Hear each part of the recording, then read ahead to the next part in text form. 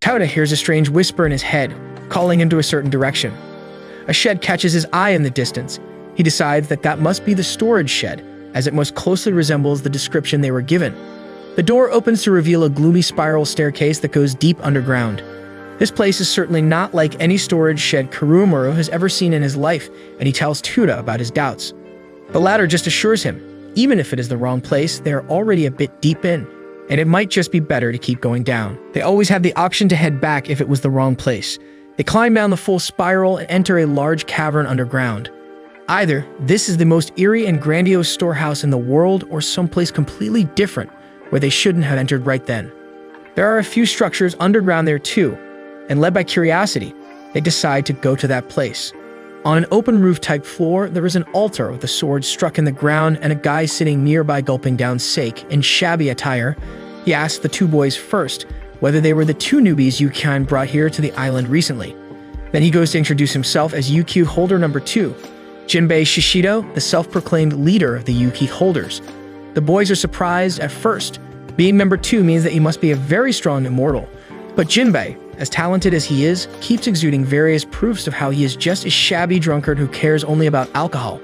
For a moment, he raises his head and asks for Tuda, telling him that the sword embedded into the altar there is his for the taking, only if he manages to lift it from there. It is supposedly a powerful magic sword forged by a great mage in the past. It has seen live battles long ago and is cumbersome to use, so it stayed in that underground citadel, waiting, looking for a new owner. He explains further that since Kurumaru already uses a sword while Temuda is pretty much bare-handed, it is better he gets a new weapon. And then they can both train themselves in the ways of the blade there in the underground, where any damage that may be caused doesn't disrupt anyone else's way of life or the buildings of the Fairyland Hall. Tauda confidently walks in and tries to take the sword, but to no avail. No amount of strength he puts into pulling it out works. He turns his head and asks for more information about it from Jinbei. He only provides more context into the history of the sword, that a lot of people have tried to take it for themselves for decades, but no one has managed to do so. The voices in his head return, and they tell him to rotate the dial on the sword handle. He does so without question. It was really that easy. Tauda picked up the sword from the altar. Jinbei is unable to believe what he is seeing. He asks Tauda if he used any tricks, to which he just replies that the sword itself told him, but he can't understand what exactly the voice is saying.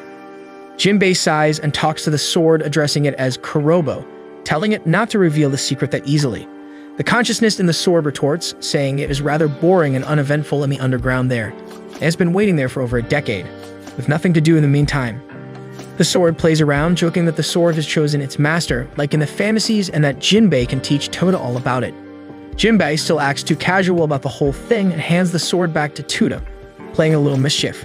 He indeed catches the sword, but is surprised when it weighs immensely and drags him down, even breaking the floor. While Tuda loses an arm in the effort quite literally, but his immortal nature makes him recover soon.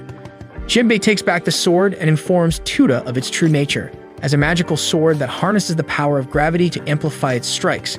It can change its weight on the turn of a dial, according to the wielder's will. This lets it do massive damage on just the simplest of swings, but Tauda will need a lot of training and strength management to just make simple use of it, lest he master it. He proposes the idea of using this underground area to train, so they don't end up wreaking havoc above ground. The days pass by with the boys giving it their all to train. They help Shinobu in the mornings, also utilizing that physical labor as a method of endurance training and warm-up exercises. The rest of the day they spent training with their swords underground, both swinging and sparring. They were inexperienced in the beginning but progressed phenomenally fast. Jinbei and Yukim slowly have their doubts eased, and they believe the boys may just pass the test this time. Tauda has been using the sword in a heavy setting, and during one of their sparring sessions, it slips out of his hands and into the walls of the cavern, shattering it. 7 days pass by in a flash, and Tauda and Kurumaru step out of their training grounds with a look of confidence on their faces. They felt ready and will pass the test to enter UQ holder-numbered ranks by any means, this time with their now honed strength. This was also the last day of their deadline, and they had only a few hours before the test ended. Jengura likes the look of confidence on Kurumaru's face and decides to respect his spirit by not holding back this time. The duel starts with Kurumaru taking the initiative. At a different place, Karen and Tuda are about to start their own duel. After a brief conversation, he goes in for a strike with his sword set at 1,000 times the weight. Karen senses something is amiss and decides to be cautious, blocking the blow with all her might. Her weapon and her body take in the shock and transfer it to the ground, crumbling it under her feet. She is somewhat impressed at least with Tauda's choice of a weapon as well as his control while using the gravity-powered sword. Kurumaro is struggling on his end. Just like before, Gengoro has full control of the situation and never takes a hit. He is frustrated, and that small distraction sends him flying back. Gengoro tells Kurumaro a bit about why he is unable to land a hit on him, even if he improved his speed and strength. Kurumaru's technique is too still and his movements too transparent. He tries very hard to be a fair and upright person, and thus never goes outside the boundaries of the book. In the times he does attempt to use underhanded tricks, he is wide open. But that is all of his own personality and not the swordsman speaking. He is getting slashed and cut all over the place by Gengoro, with no opportunity to act. In the middle of this numbing duel, he decides to change his ways and imagines his friend Tauda in his place. Tauda has superb instinct and battle sense, and is never transparent, unlike him. This is the only shot Kurumaru has at winning. He manages to cut free and charges at Gengoro, leaving himself wide open, but intentionally this time. Gengoro, of course, seizes the opportunity and severs Kurumaru's left arm from his body. It is painful. The pain might just take over his sense if he loses focus, but gritting his teeth and focusing, Kurumaru uses his spatial onmuto from his left hand and holds the portaled sword there. Catching Gengoro by complete surprise, the sword pierces his abdomen, putting an end to the duel, as well as taking his life. Even if severed, Kurumaru still exercised control over the left arm with his Kai energy. A panel flashes over Gengoro's lifeless body, expecting a prompt. He had 255 lives left, but after a long time, that number went down by 1. Gengoro gets up, after using his unique immortal powers to replenish life, and compliments Kurumaru for being the one to win. It is quite an impressive feat, and he passed the exam. But Tauda's duel is still going on. Karen does not feel any pressure and has her usual look on her face as she deflects every one of his heavy blows. Shinobu Yuki is still doing her chores outdoors in the afternoon, but cheers Tauda on from a distance. A large monster appears behind an unsuspecting Shinobu, almost eclipsing her in its shadow. Its saliva-slashed drool is heavily corrosive, and a drop falls on Shinobu's outfit, burning a large hole in the shoulder, but at least it did not reach her skin. The duel between the two immortals, whom Yukihan regards as the strongest by trait, rages on and reaches its peak. Tauda decides to reduce the weight of the sword, almost making it feather-light, at 1/10th the weight. This makes it very easy to move around extremely fast, and he goes in for a horizontal slash at Karen's shoulder level. This is extremely fast as well as fatal, and she bends her waist backwards to evade the strike. But this is exactly what Tauda wanted, as she was now without a strong and stable footing. He kicks her off her feet by hitting her foot, sending her falling on her back. This is the perfect chance, as she is caught by surprise and also falls unexpectedly, greatly hindering her reaction time to any slash Tauda may make. He goes in for her neck with a vertical attack, but pauses right before the sword may cleave into Karen. A sharp cry could be heard in the distance, and Tauda identified it as belonging to Shinobu. It is a more important matter since she screamed as if her life was under threat.